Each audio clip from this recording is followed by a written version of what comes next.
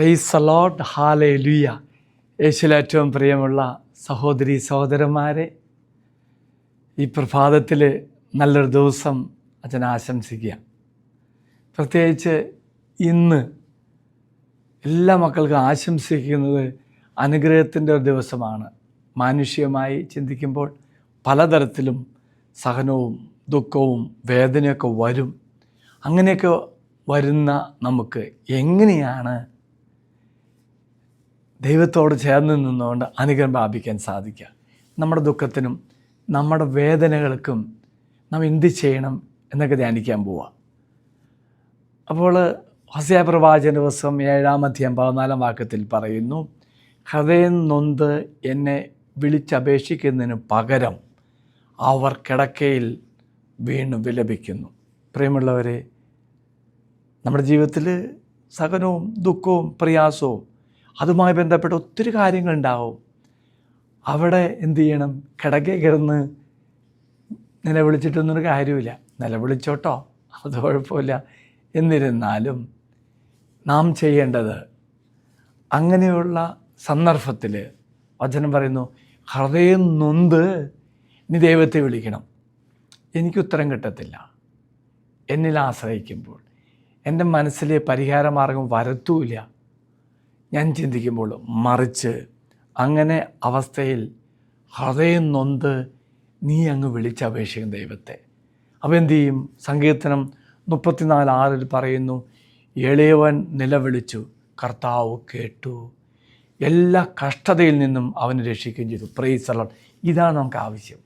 ഇതാണ് ആവശ്യം.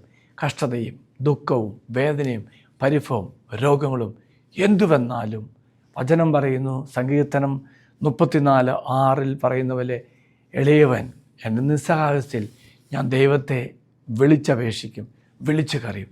കർത്താവിൻ്റെ വാക്കിത എല്ലാ കഷ്ടതയിൽ നിന്നും എല്ലാ രോഗത്തിൽ നിന്നും എല്ലാ വേദനയിൽ നിന്നും കർത്താവിനെ മോചിപ്പിക്കും. Price the Lord.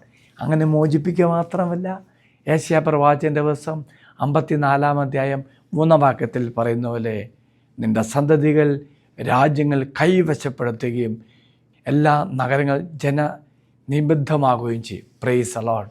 അപ്പോൾ പ്രിയമുള്ളവരെ, ഇന്ന് നാം ധ്യാനിക്കുന്നത് പ്രാർത്ഥിക്കുന്നത് സ്വാഭാവികമായിട്ടും എൻ്റെ ജീവിതത്തിൽ ഞാൻ അനുഭവിക്കുന്ന എല്ലാ കാര്യങ്ങൾക്കും ആ അവസ്ഥയിൽ ഞാൻ എന്നെ തന്നെ ആശ്രയിക്കാതെ കിടക്ക ചുമ്മാ കിടന്നുകൊണ്ട് പരിഭവവും പരാതിയും പറഞ്ഞൊക്കെ അറിയാതെ ദൈവത്തെ വിളിച്ചപേക്ഷിക്കുക, ദൈവത്തോട് നിലവിളിക്കുക, ആവശ്യം നീ പറയുക.